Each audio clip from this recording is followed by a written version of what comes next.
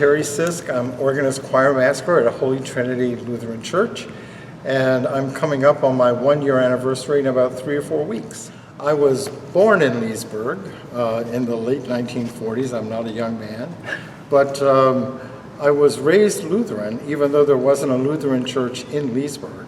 I remember going to confirmation classes, driving up to Lovettsville to New Jerusalem Lutheran Church, where I'm still a member. And I remember the excitement in the late 1960s when this church was under construction. I was a student in Florida. So I came home for Christmas break, and I came inside. This church pastor, Gordon Height, was here. I went to school with his daughter, Nancy. She was a classmate. And there was an electronic organ on the other side of the sanctuary where the grand piano is now.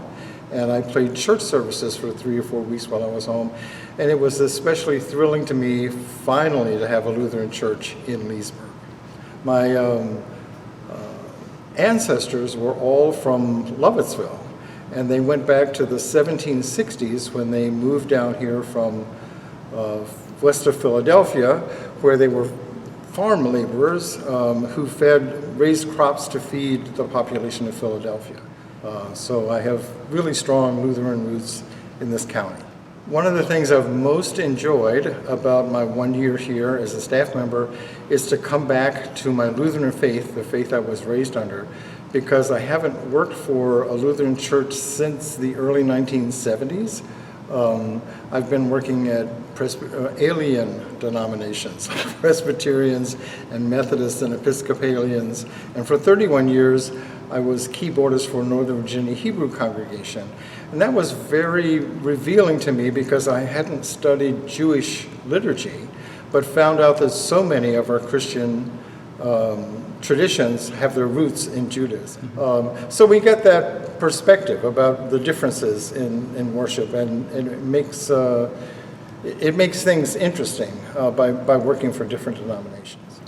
Yeah, so I do several things at this church in my job as a musician, and of course it's a pleasure every Sunday to play worship services on this pipe organ, which the church came about having in a most extraordinary way. It's a beautiful story, and it's also interesting for me and reassuring to have an organ where everything works. And it's really a wonderful service-playing instrument, and the church is to be applauded for rallying to do all the preparations for it, even though it was a gift, the construction you needed to do to house it. And of course, I enjoy leading the choir here. I must say that I've been a bit disappointed that the choir is not supported by men. That could be a COVID thing, I don't know, since I didn't work here before COVID. But Lutherans and Episcopalians pretty much are the two denominations that keep a traditional choral program going. And I've worked at a big Presbyterian church in Vienna where I played rock piano for 23 years in a praise band, and then did a traditional service just a half hour after that.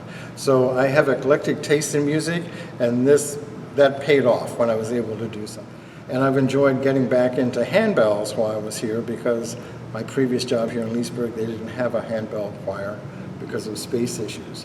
And I must say it's been one of the most rewarding things I've done here, because I've been able to see the results of introducing new techniques and new literature, things that we played, and seeing what people who don't participate maybe in a choral group or don't play other instruments, the handbells are for them.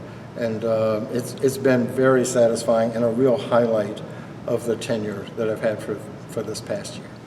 Okay, here we are at Red Rocks Wilderness Park, right in Leesburg. We're on Edwards Ferry Road, just past Costco, same side of the road. We're on an escarpment above the Potomac River, and the shot over my shoulder is where Ball's Bluff is and where the bend in the river takes place. This whole park was a part of the Paxton estate, and those stone ruins that some of you have seen on Edwards Ferry Road belonged to the Paxtons, who had Carlheim, which was home to Ark of Loudon, and the largest house ever built in Leesburg, 20,000 square feet, 32 rooms, and it sits on top of an aquifer. There's an enormous lake underneath. I'm preaching at you a little bit because of my interest in Leesburg and Loudoun County history. I had families that go back to the mid-18th century that have all been in this county, and I've given walking tours of Leesburg, Middleburg, and I've been interested in more than Loudoun County history. When I lived in Germany, European history was alive for me because it wasn't about reading it in a book. If I wanted to learn about Richard Wagner's music in Bayreuth, I just got on a train and 35 minutes later I was there. And it stayed with me. I have a lot of other extra musical interests. From my father, when I was about 8 or 9 years old, he bought and sold, much to my mother's consternation, antique automobiles. So we went to Carlisle and Gettysburg to all the car shows, and I've kept that up. And I've also been interested in travel. Been to 42 countries, owned a travel company that specialized in group tours, mostly music performance tours.